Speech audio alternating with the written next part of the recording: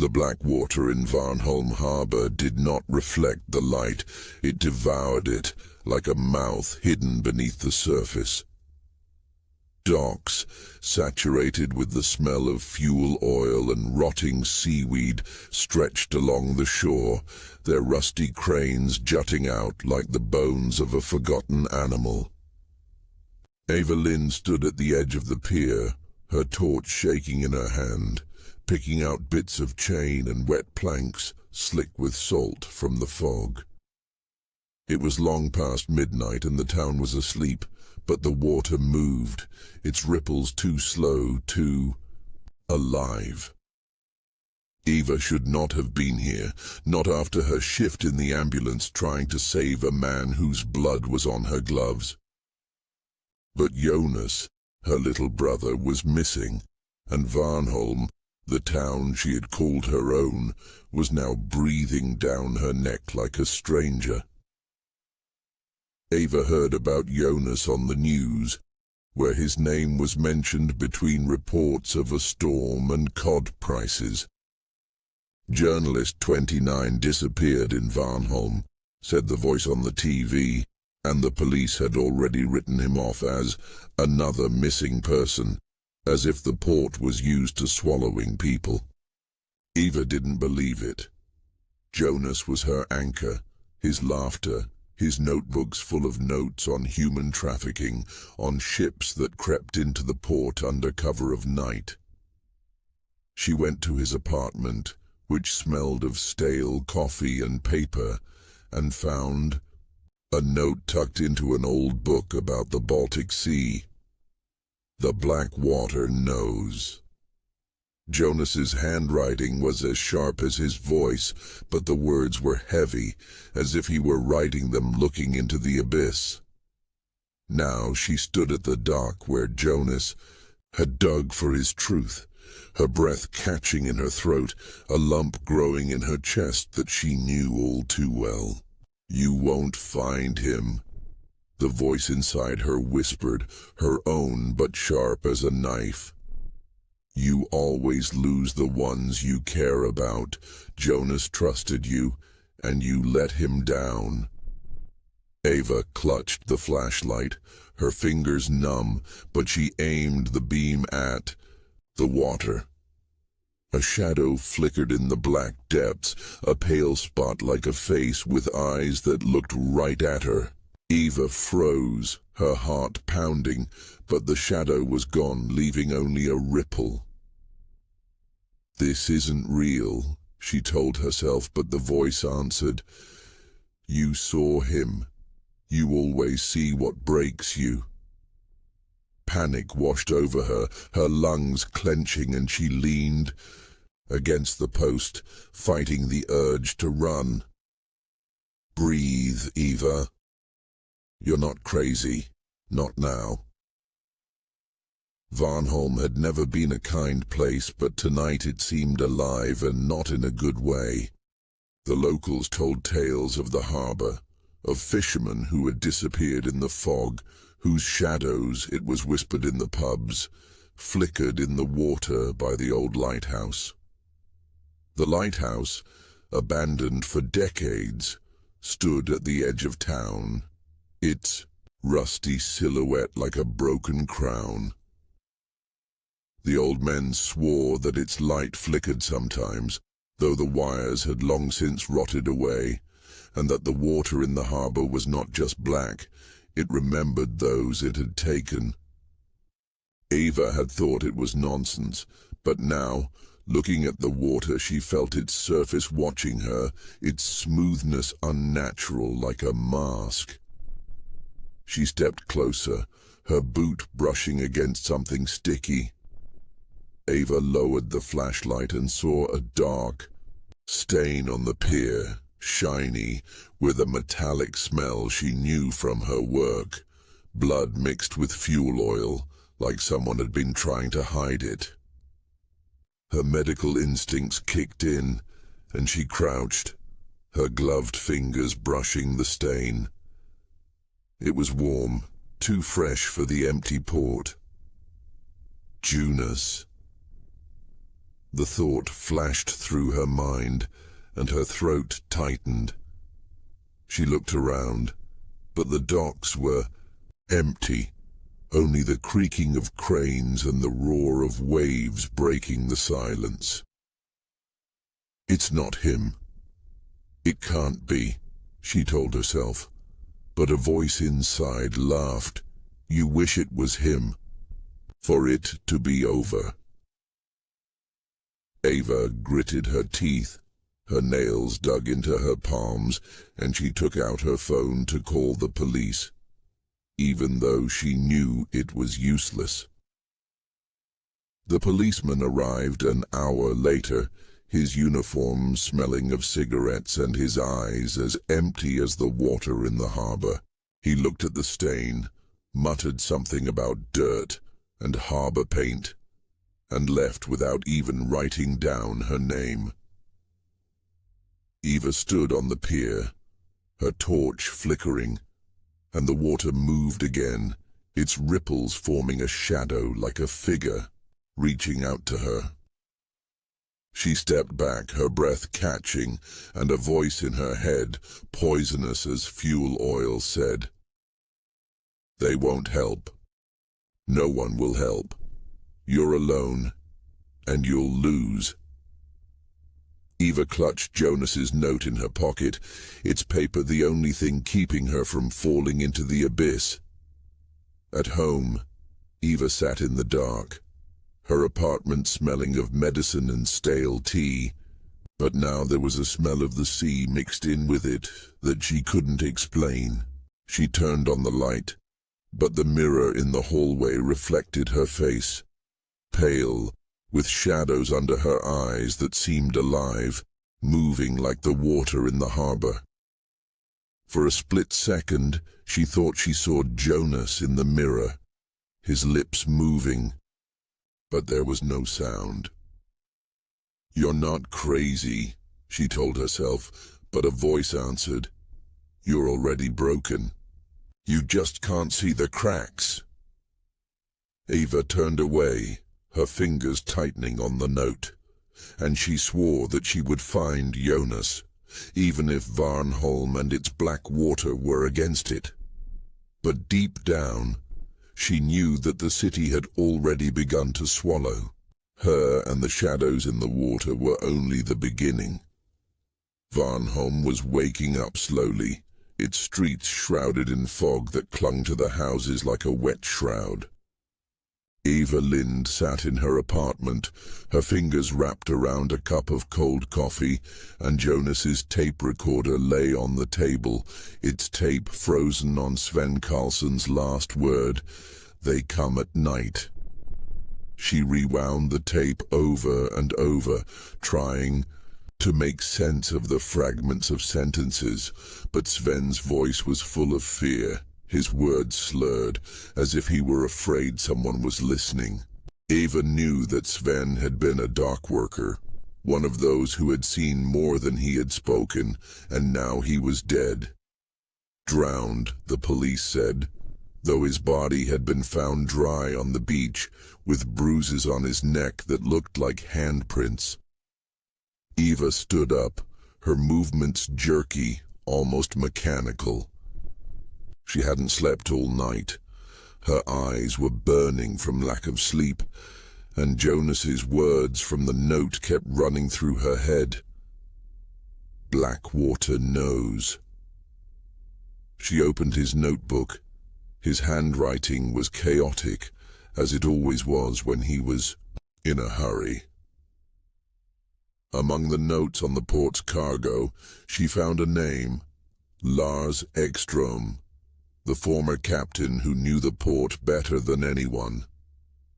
Jonas had mentioned him in conversations, saying that Lars had seen the black ships that were rumored. Eva didn't believe the rumors, but now that Sven was dead, she couldn't ignore them. She put on her jacket, grabbed a flashlight, and walked out into the fog. Lars's house stood on the edge of town, by the old pier, its windows dark as the eyes of a dead man. Eva knocked, but there was no answer. She pushed the door, and it gave way with a soft creak. Inside, it smelled of damp and old tobacco. "Lars?" she called, her voice shaking, but silence was the only answer. The flashlight illuminated the room. A table covered with maps, a bottle of whiskey, half empty, and a framed photograph of Lars, young and smiling, next to a ship. Eva walked closer and froze.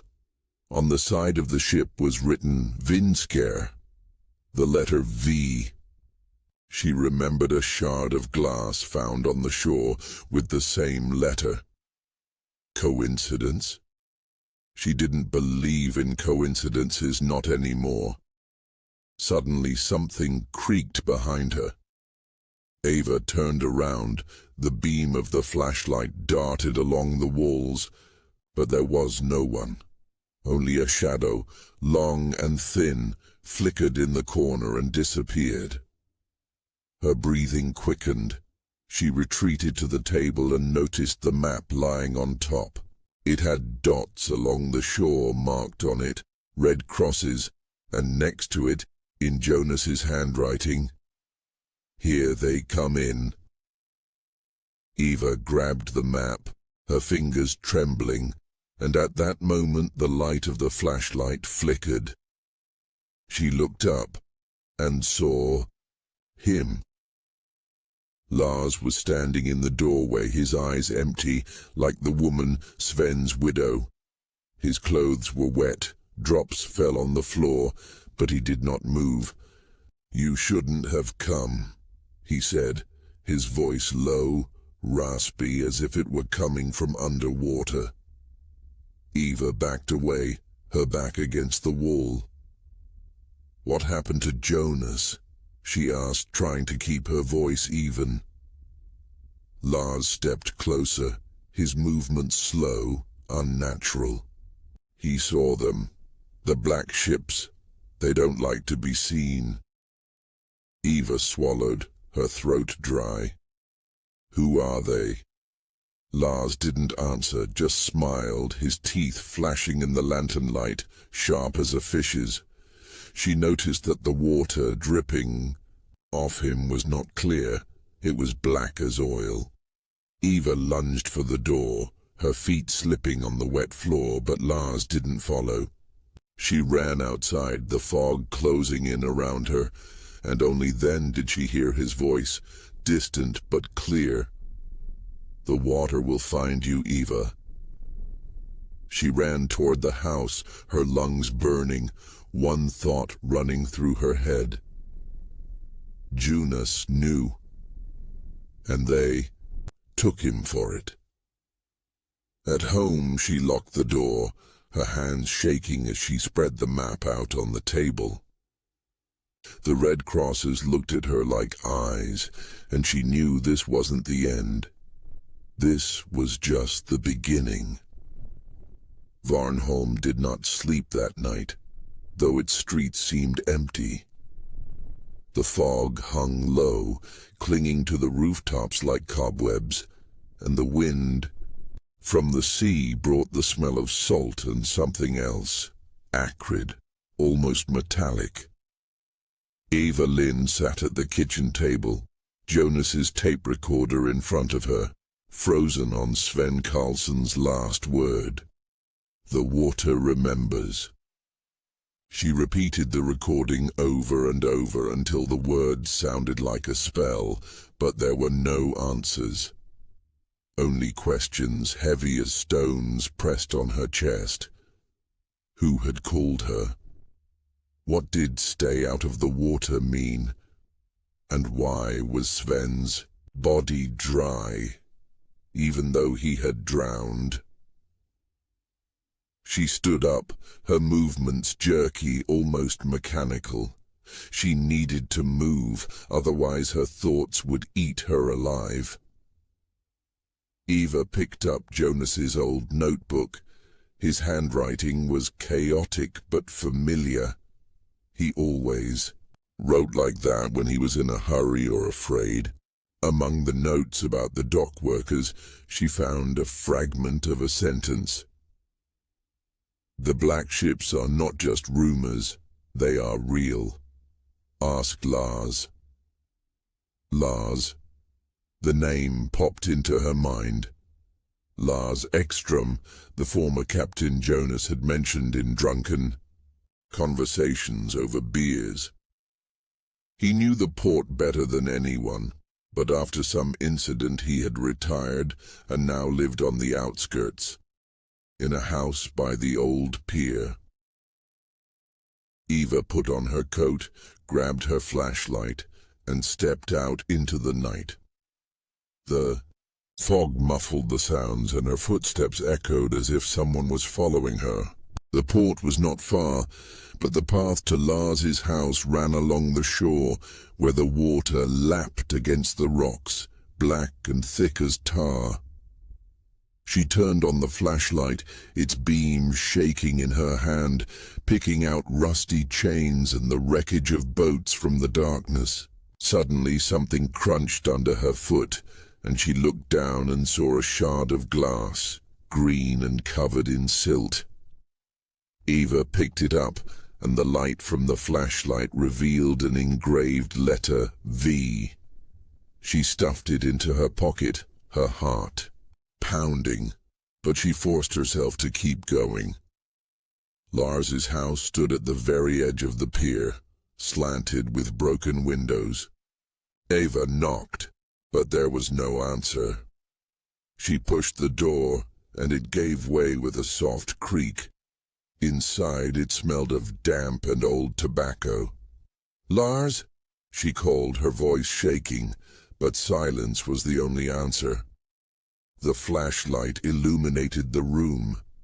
A table covered with maps, a bottle of whiskey, half empty, and a framed photograph of Lars, young and smiling, next to a ship. Eva walked closer and froze. On the side of the ship was written Vinskar, the letter V. Coincidence? She did not believe in coincidences, not now. Something creaked behind her. Eva turned around. The beam of the torch darted along the walls, but there was no one. Only a shadow, long and thin, flickered in the corner and was gone. Her breathing quickened. She retreated to the table and noticed the map lying on top. It had dots along the shore marked on it, red crosses, and next to it in Jonas's handwriting, "Here they come in." Eva grabbed the map, her fingers trembling, and at that moment the light of the torch flickered. She looked up and saw him. Lars was standing in the doorway, his eyes empty like the woman, Sven's widow.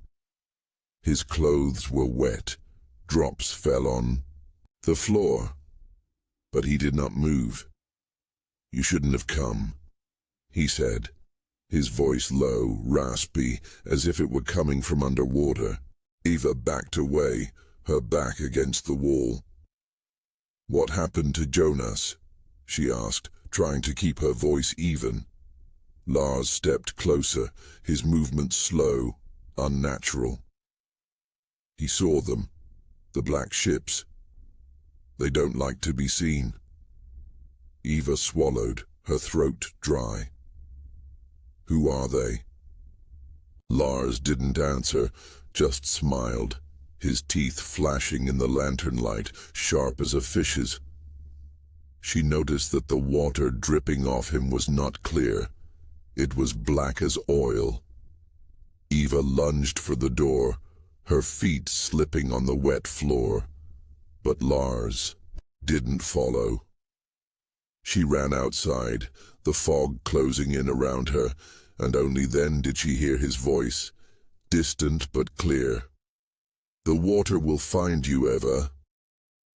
She ran toward the house, her lungs burning, one thought running through her head.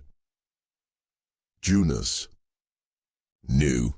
and they took him for it.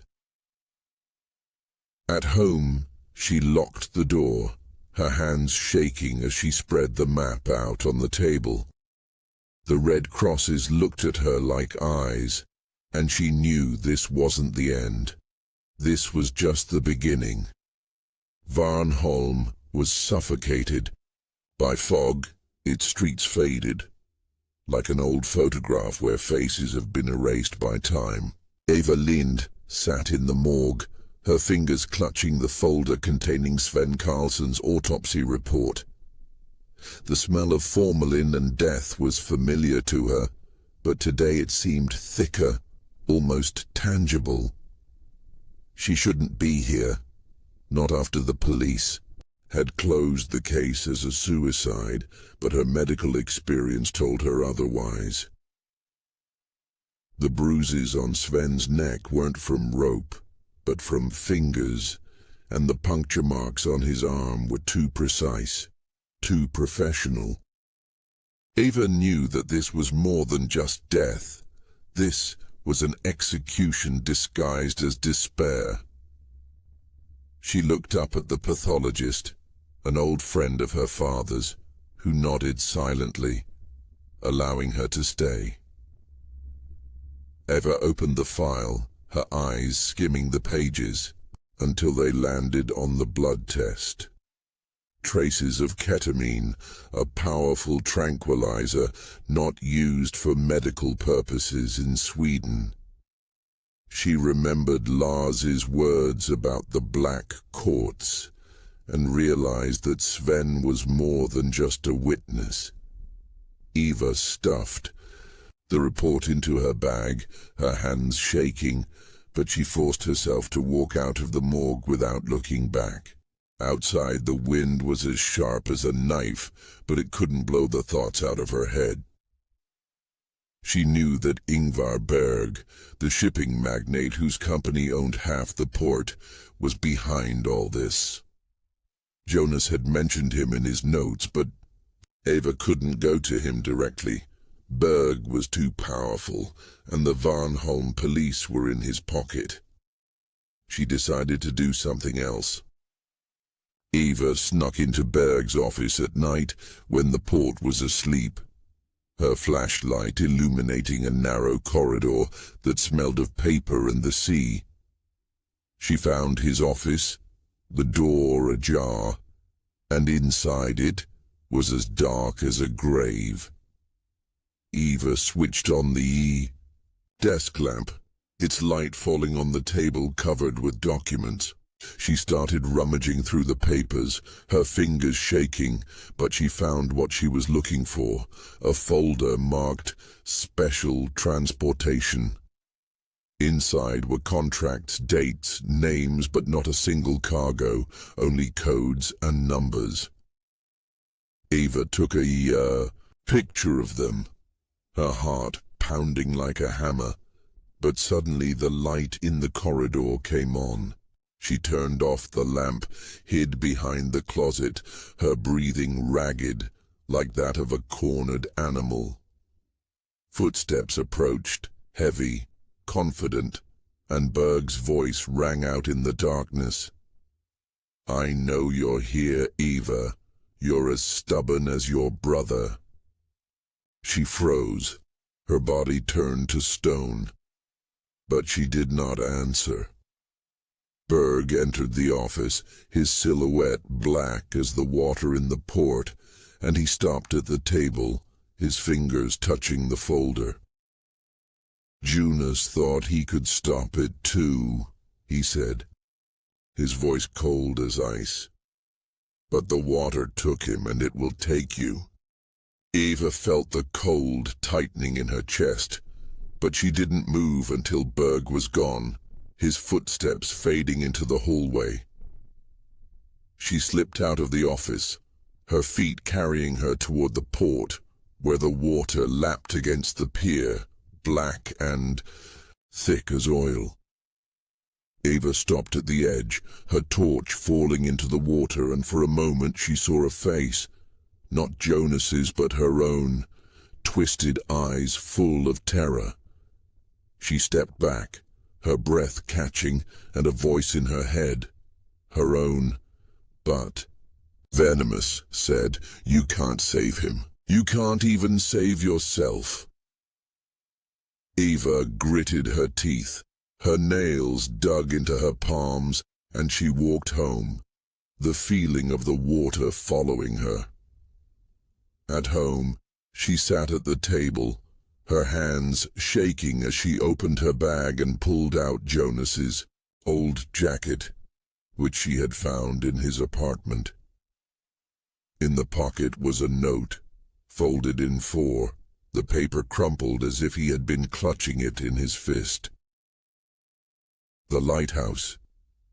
They're there," it read, and Eva felt a chill run through her, not from the wind but from the knowledge that Jonas was close, too close. She stood up, her gaze falling on the mirror in the hallway, and for a split second she saw her brother, his face pale, his lips moving but no sound. Eva blinked, and the reflection was hers, but the shadows under his eyes were deeper than before. "You're going crazy," she said to herself, but a voice answered, "Maybe. But that doesn't change what you saw." Eva clutched the note, her fingers white, and she knew she had to go to the lighthouse, even if it was a trap. Farnholm wouldn't let her go, and the black water was waiting for its moment. Eva Lind stood at the edge of the abandoned lighthouse, her boots slipping on the wet stones, the wind from the Baltic whipping her face. Jonas's note, found in his jacket. The lighthouse. There, had brought her here, to this rusty skeleton, where the smell of salt and rotting wood was so thick she could taste it on her tongue. Below, at the foot of the cliffs, the black water of Farnholm harbour lapped, its ripples unnaturally slow, like the breathing of a sleeping animal. Eva clutched the torch, its beam trembling, picking out broken glass and old ropes from the darkness. But she knew that was not why she had come. She was looking for Jonas, for his truth, for his trace, but every step in the lighthouse was like a step into her own grave. It was cold inside the lighthouse, the walls dripping with moisture, the stairs creaking like bones. Eva climbed to the top floor, her breath coming in short gasps, and a voice in her head, her own but sharp as a shard of glass, whispered, "You're late. You're always late. Jonas is dead, and you know it." She gritted her teeth, her nails dug into her palms, and pushed open the rusty door to the lighthouse room. There, in the corner, under a pile of rags, she found a hiding place. An old box, locked with a padlock. Eva smashed it with a piece of rebar, her hands shaking, but she didn't stop. Inside were Jonas's writings, notebooks, photographs, a flash drive with files. One of the photographs was of Ingvar Berg, his smile cold as ice, and behind him, a ship with the inscription, Vindskär. The dates on the notebook matched the special shipments she had found in Berg's office. Jonas was close. Too close. The light in the lighthouse flickered, faint and ghostly, though there had been no electricity for decades. Eva froze, her torch falling, and in the darkness she heard footsteps, slow and heavy, like someone dragging chains. She grabbed the notebooks and stuffed them into her bag, but a voice in her head screamed, "Run, Eva, run or you'll stay here forever." She rushed for the stairs, but a shadow in the doorway stopped her. It was Berg, his eyes glittering in the darkness like a predator's. "You found his truth, didn't you?" he said, his voice soft, almost gentle, but there was a sense of death in it. "Jonas thought he could stop us. He went into the water, Eva, just like you will."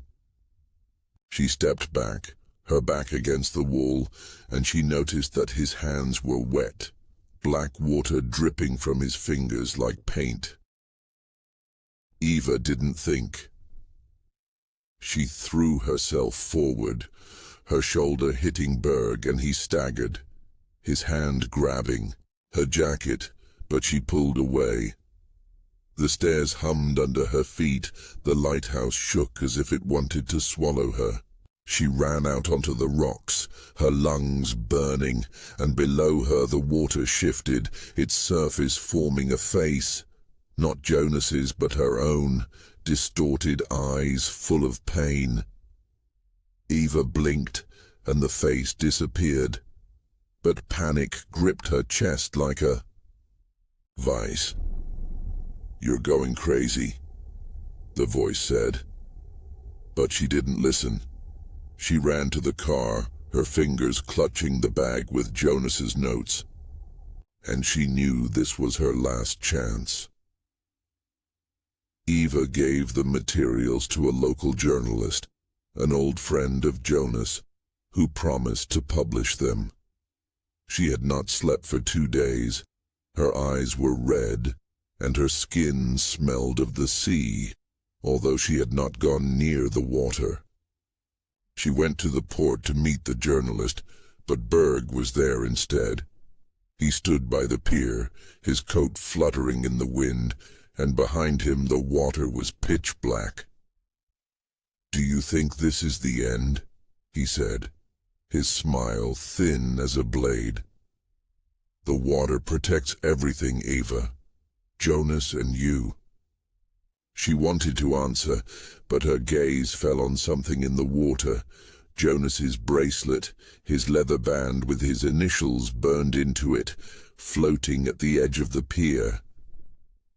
Eva stepped closer, her hand reaching for the water, but a voice in her head screamed, "Don't touch! It's a trap!" She stepped back, her heart pounding, and Berg laughed, his voice mixing with the roar of the waves. The police arrested Berg the day after the local newspaper article appeared. There was little evidence, but the publicity had forced them to act. Eva sat in her apartment, her fingers fiddling with Jonas's bracelet, which she had finally retrieved from the water. It was cold as ice and smelled of the sea. But Jonas was gone. She knew he would not return, that the black water had taken him like the others. She left Farnholm the next day, her car racing along the highway, a shadow in the rear-view mirror, not hers but Jonas's, his face pale, his lips moving but no sound. Eva blinked and the shadow was gone, but her hands shook on the wheel. She had left Farnholm behind, but the black water remained with her, its scent clinging to her skin, and a voice in her head, her own but broken, whispering, "You didn't save him, and you didn't save yourself either."